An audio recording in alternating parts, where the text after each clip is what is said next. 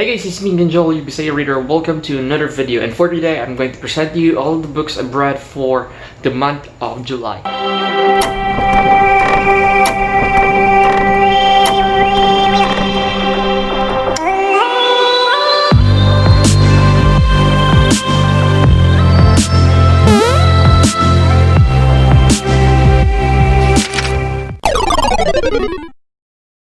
For the month of July, I've read a total of 5 books. Out of these 5 books for categories, I have read 3 young adults and 2 adults. And for genre, I have read 1 contemporary fiction, 1 thriller, and 3 fantasy. As what I've been doing for the past couple of videos, I'm going to present to you the books on chronological order on when I finished reading them.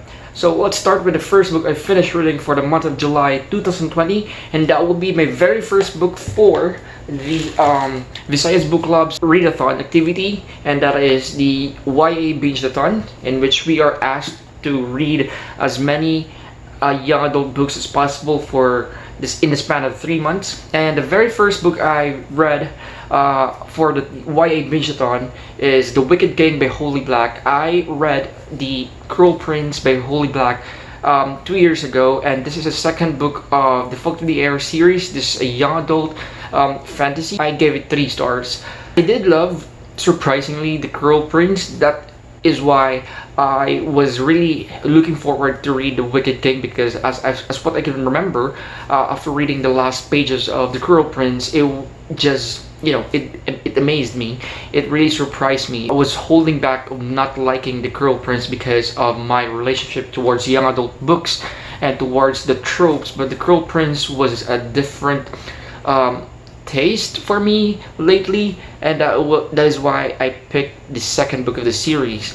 And while I was reading this, I did have a lot of expectations. Unfortunately, all of those expectations were not met. I have heard a lot of good things, or a lot of praise, or a lot of comments that this is the best book of the trilogy, and I can see why. But for me personally, based on my personal enjoyment, or probably I was not the reader I was 2 years ago while I was reading Cruel Prince, I did not really enjoy reading this. It was okay, it was not bad, but it was not as great as what I've heard from other people. It was just a really fast and interesting read, and that's it. Nothing phenomenal. I don't want to talk more about this one since this is the second book of the series, and I don't want to spoil you guys, especially for those who haven't read The Cruel Prince. But in case you want to pick or start the series, we are following our main character Jude as she was abducted from the human world into the fairy world. She's a human girl together with her sisters. She was raised in the fairy world. This is also very character driven, and it's a political fantasy with regards to the story and the events that are happening in the book. It is more on the political side, so just to set your expectations properly. In this one, I was expecting that the stakes were going to be really high. It did, but it was really too much for me. It was like there's a lot of things really happening, and there's actually a lot of things that I do see, or I think that was unnecessary to the story. It was just, I thought that the author just did it to make the pages longer. I don't know. It was really scandalous. It was also entertaining. It was a fast read for me, but it was too much, and there's a lot of plot holes. And yeah, it was still a good read, but it was not as great as what I've heard. The next book I finished reading for the month of July is going to be an adult fantasy, and this is the first book and the debut novel of James Islington, The Shadow of What Was Lost. I really love this book. I already made a book review video for this. I posted it. I'll be putting the link on the description below. This is an adult fantasy where it is inspired, or James Islington, the author, was inspired by Brandon Sanderson and also Robert Jordan, the author of The Wheel of Time. James Islington did a little better with regards to the writing style than Brandon Sanderson. Brandon Sanderson's writing formula is that it really starts really slow because he's building the characters, the story, and the world, and then towards the end, the climax, it will just, the story or the book will just end out with a bang. There are some dragging moments at the very beginning, but it's really understandable because that's how Brandon Sanderson works. That's how he writes. That's how he builds stories and he builds world. And it pays off towards the end, and also he has great magic systems, really iconic magic systems, talking about Mistborn, The Way of Kings. In this one, it was really evident that James Islington was inspired by Brandon Sanderson's writing style. I can't really compare it towards Robert Jordan because I haven't read any books from Robert Jordan yet. But James Islington's writing style is not as what Brandon Sanderson's writing style is, where it starts slow and it ended with a bang. In this one, there's actually a lot of peaks. There's low, it will peak, and then it will go back to low, and it will peak again, go back to low, and peak again. And there's no such thing as a gradual increase and ended with a bang, because throughout the books, there will there will be a lot of shocking things that are going to happen, and it definitely, for me personally, did help improve the pacing and improve my experience reading this book. If you're wondering what this book is all about, we're following a young adult characters. It's a group of people where they are gifted. They're in this world. We have gifted, ogres, and humans does not have power. Ogres and gifted does have power, but the difference between the gifted and the ogres is that ogres are more powerful or are deemed as close to godlike because their powers are really out of this world. And in this story, our main characters are gifted, and they're trying to they're going into this Caladil, a school of magic, where they're preparing for a test, in which in this test, in case if they fail, they'll be tagged as shadows, and if the gifted tag as shadow, he or she will lose all her memories and also her powers. There is a so-called tenet in which it is used to control ogres and gifted on how they use their powers, and also these stats are made by the king, and it's only the king who can change or cancel the tenets. Basically, the tenets were made to control the ogres and gifted to not abuse their powers and cause harm to the community.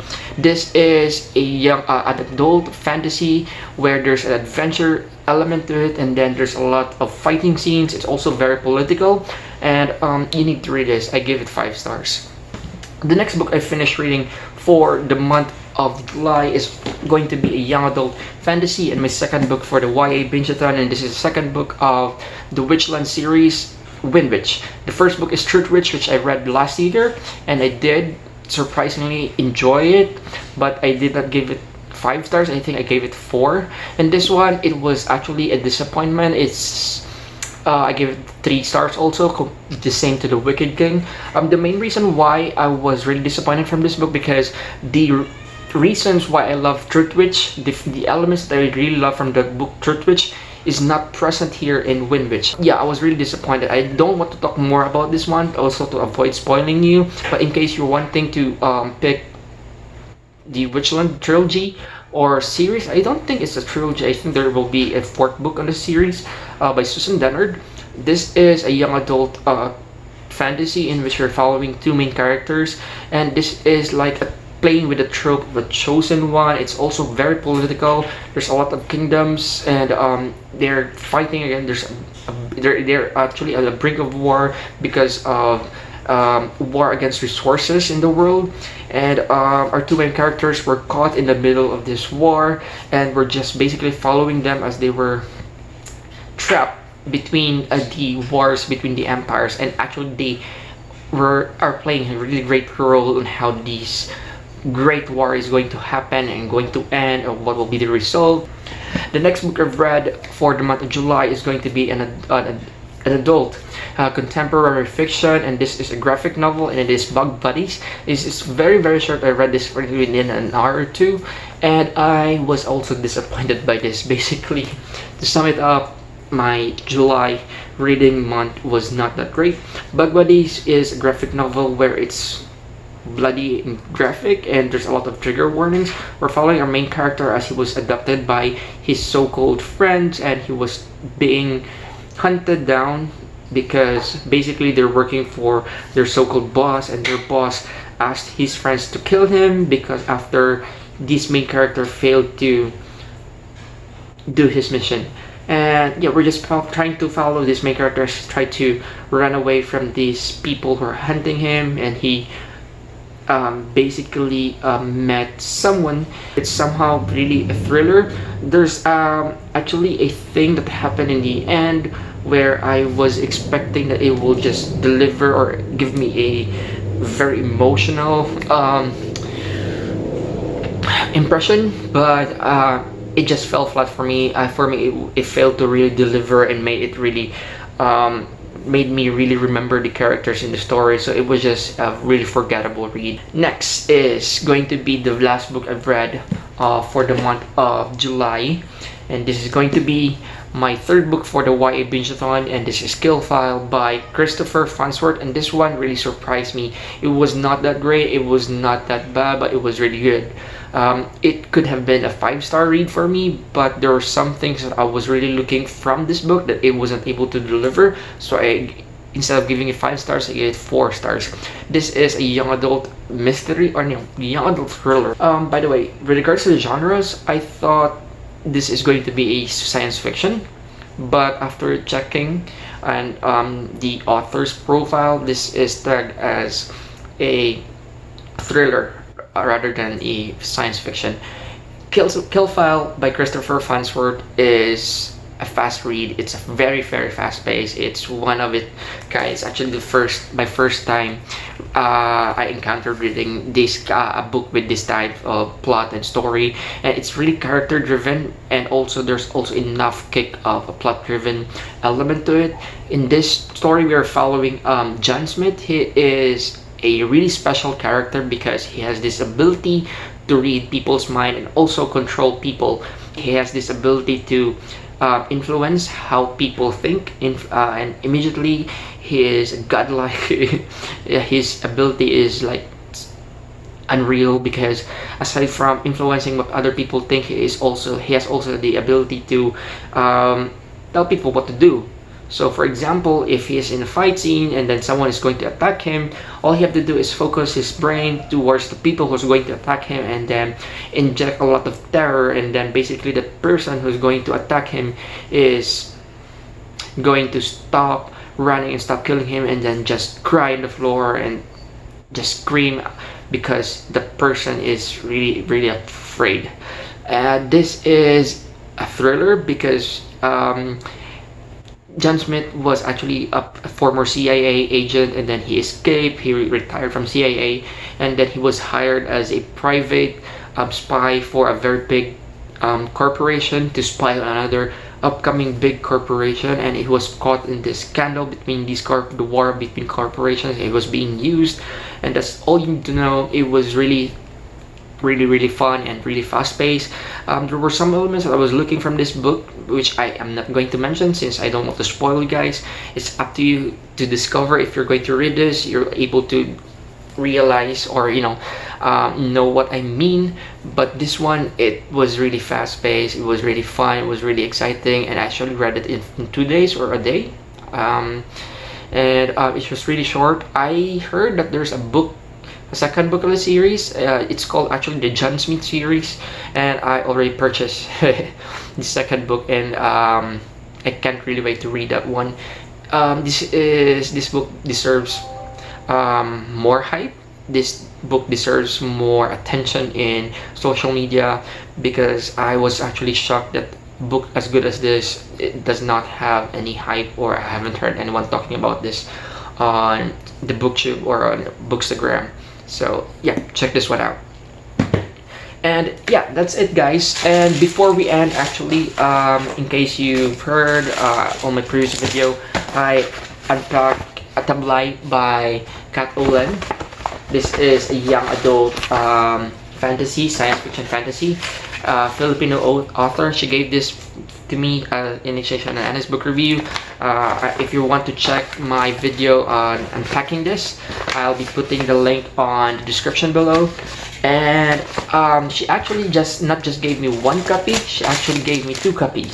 There's actually a really funny and cool story behind it, but anyways, it will be none of your business anymore if I'm going to tell you that. But to summarize it, this second copy that she gave me, I'm going to give it to one of you guys who is watching this video.